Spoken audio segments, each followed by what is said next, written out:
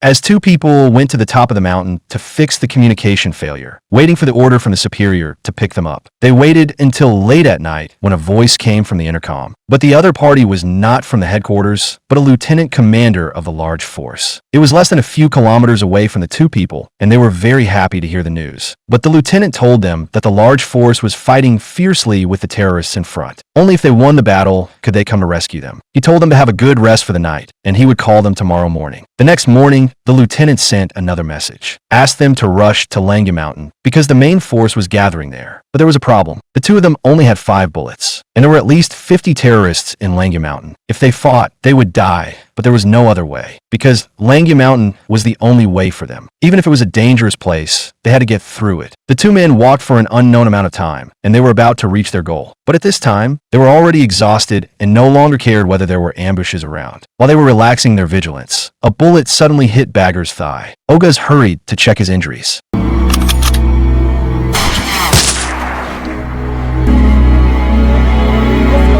Oguz hurriedly carried her to find a shelter, and finally lay motionless on the stone. At the critical moment of life and death, Berenger asked him to leave her behind and evacuate quickly. But Oguz insisted on carrying her with him. As a result, he slipped with too much force. Not only failed to lift Berenger up, but also exposed himself to the sniper.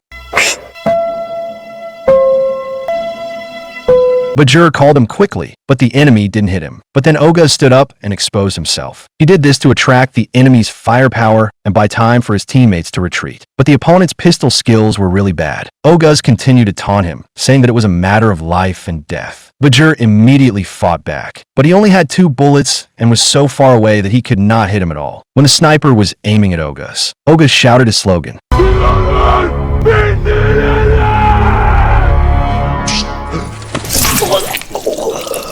Oguz's wish to sacrifice his life for justice was not realized in the end. The person who came was the lieutenant commander who was talking to them.